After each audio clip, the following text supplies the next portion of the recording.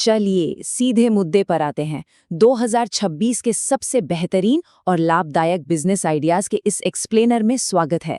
आज हम बाजार के बदलते स्वरूप, यूट्यूब निश, पैसिव इनकम के तरीके और निवेश की उन नई रणनीतियों को डिकोड करेंगे जो सच में काम करती हैं। एक बहुत ही शानदार फ्रेमवर्क है जिसे हम पूंजी की सीढ़ी यानी लैडर ऑफ कैपिटल कह सकते हैं। ये सीढ़ी बिल्कुल जीरो इन्वेस्टमेंट से शुरू होती है, डिजिटल और कमीशन मॉडल से गुजरते हुए बड़े डायरेक्ट टू कंज्यूमर यानी D2C ब्रांड्स तक जाती है। इस सफर में personal finance, AI tools, Ayurveda और सोलर एनर्जी जैसे क्षेत्रों के छुपे हुए खजाने मिलने वाले हैं। तो चलिए शुरू करते हैं। लेकिन आगे बढ़ने से पहले वो रातों रात करोड़पति बनने वाले भ्रम को यहीं तोड़ देना जरूरी है। मिडिल क्लास के लिए जॉब और बिजनेस के बीच चुनाव हमेशा एक पहेली रहा है। सच बात तो ये है, ये बॉक्सिंग रिंग है बॉस। यहाँ ये मत सोचो कि मुक्का नहीं पड़ेगा। बिजनेस कोई आसान खेल नहीं है। यह एक बेहद ही वॉलेटाइल यानी अस्थिर मैदान है। जो भी इस रिंग में उतरता है उसे झटके सहने के लिए पहले से ही मानसिक रूप से तैयार रहना होता है। नौकरी और बिजनेस का ये फर्क समझना बहुत जरूरी है। देखिए, एक नौकरी फिक्स्ड डिपॉजिट यानी FD की तरह होती है, एकदम लीनियर गेम जहां 6% का एक तयशुदा रिटर्न मिलता है। वहीं दूसरी तरफ बिजनेस एक वॉलेटाइल गेम है। ये साइन वेव की तरह ऊपर नीचे होता रहता है। हो सकता है शुरुआती सालों में कोई मुनाफा ही ना दिखे, लेकिन जब इसमें लंबे समय की कंपाउंडिंग का जादू चलता है ना, तो ये कई पीढ़ियों का रिटर्न एक ही झटके में दे सकता है। तो चलिए हमारी पूंजी की सीढ़ी के पहले कदम पर पैर रखते हैं। Step 1, the zero capital digital frontier. ये वो जगह है जहां निवेश तो बिल्कुल शून्य है, लेकिन संभावनाएं असीम हैं। जरा इस नंबर पर गौर कीजिए, $2.52 ट्रिलियन। गार्टनर की रिसर्च बताती है कि 2026 तक पूरी दुनिया में AI पर इतना खर्च होने वाला है। ये कोई छोटी मोटी रकम नहीं है। ये इस बात का पक्का सबूत है कि AI टूल्स और प्रोडक्टिविटी सिर्फ कोई हवाई ट्रेंड नहीं है, बल्कि एक बहुत बड़ा सॉलिड बाजार बन चुका है और इसके इर्द गिर्द पूरी की पूरी नई अर्थव्यवस्थाएं जन्म ले रही हैं। अब सवाल है कि इस विशाल बाजार से फायदा कैसे उठाया जाए। यही काम आते हैं डिजिटल क्रिएटर्स, यूट्यूब नीश और एफिलिएट मार्केटिंग के बेहतरीन तरीके। उदाहरण के लिए, जैस्पर और कॉपी AI जैसे AI सॉफ्टवेयर को प्रमोट करने पर 20 से 30% का रिकरिंग कमीशन मिलता है। मतलब एक बार बेचो और बार बार कमाओ। पर्सनल फाइनेंस और कर्ज चुकाने के क्षेत्र में भी हर नए कस्टमर पर करीब $100 का भारी भुगतान होता है।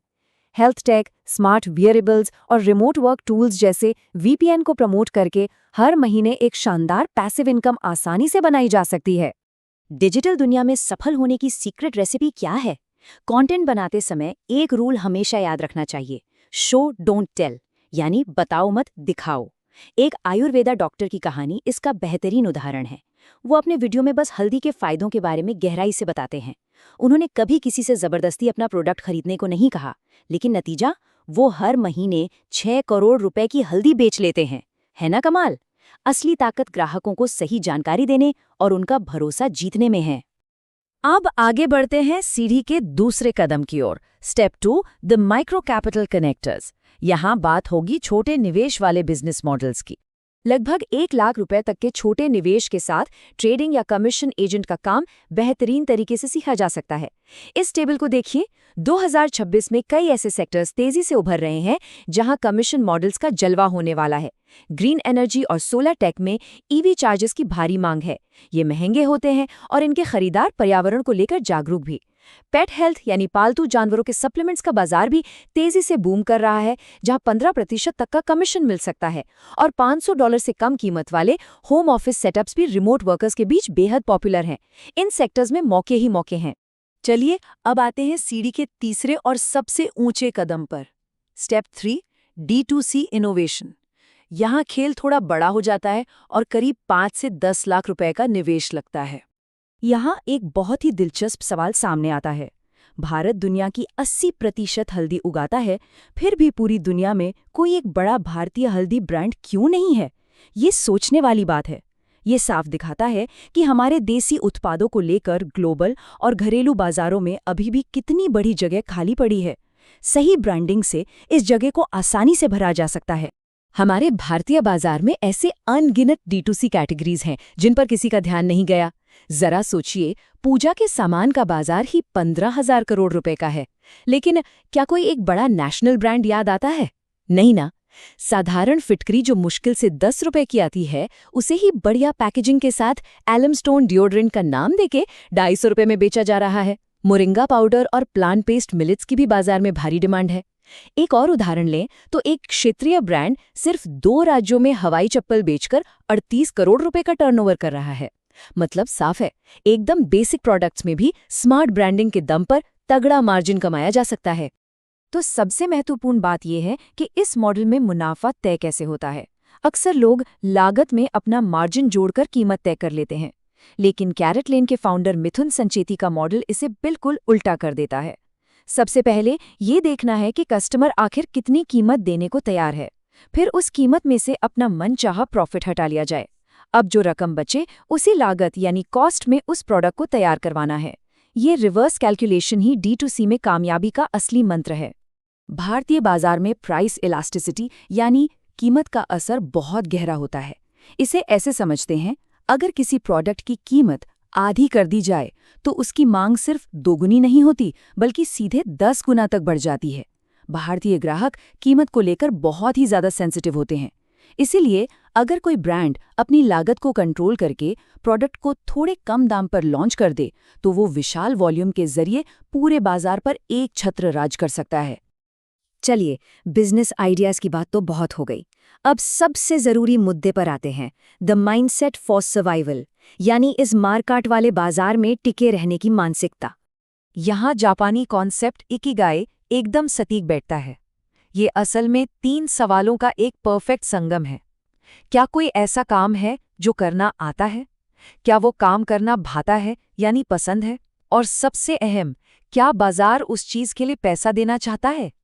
2026 के बाजार में उतरने से पहले इन आइडियाज को इकिगाई के सांचे में ढालकर जरूर देखना चाहिए, ताकि ऐसा क्षेत्र चुना जा सके जहां सफलता की गारंटी सबसे ज्यादा हो।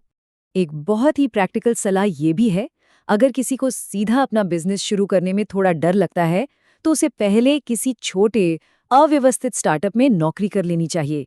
बड़ी कंपनियों का कंफर्ट इंसान को अक्सर कमजोर बना देता है, लेकिन छोटे स्टार्टअप्स की अफरा तफरी में काम करने से बाजार का प्रेशर, उथल-पुथल और असली संघर्ष बहुत करीब से समझ में आता है, वो भी बिना अपनी पूंजी को दांव पर लगाए। एक बहुत ही जबरदस्त कहावत है, बिना फाइनेंसिस पर नजर रखे बिजनेस चलाना अंधेरी गली में बिना हेडलाइट के गाड़ी चलाने के बराबर है। पैसों का सही हिसाब किताब और टैक्स का मैनेजमेंट कोई एक्स्ट्रा सिरदर्द नहीं है, बल्कि ये किसी भी व्यापार की लाइफलाइन है। अगर हिसाब ही नहीं है तो गाड़ी का खाई में गिरना एकदम तय है। अक्सर छोटे बिजनेसेस कुछ ऐसी बड़ी वित्तीय गलतियां कर बैठते हैं जो उन्हें डुबाने के लिए काफी होती हैं, जैसे कि हर महीने अपना profit and loss account check न करना, टैक्स या सप्लायर्स के पैसों को टालते रहना या अपनी इन्वेंट्री का कोई अता पता न होना। एक और बहुत भारी भूल ये होती है कि लोग व्यापार बढ़ाने पर फोकस करने की बजाय चंद रुपए बचाने के लिए टैक्स चोरी के तरीके खोजने लगते हैं। याद रखने वाली बात यह है कि कोई भी बड़ा साम्राज्य टैक्स चोरी के दम पर कभी खड़ा नहीं होता। चलिए इस एक्सप्लेनर को एक बहुत ही गहरे और विचारणीय सवाल के साथ खत्म करते हैं। क्या एक बिजनेस के मालिक को अगले 3 महीनों के अपने सटीक कैश फ्लो और सारी देनदारियों की एकदम पक्की जानकारी है? 2026 के इस व्यापारिक अखाड़े में कदम रखने से पहले इस सवाल पर गंभीरता से विचार करना बेहद जरूरी है। जो इंसान अपने वित्त को पूरी तरह से कंट्रोल में रख सकता है, वही सही मायनों में भविष्य का एक दमदार ब्रांड खड़ा कर सकता है।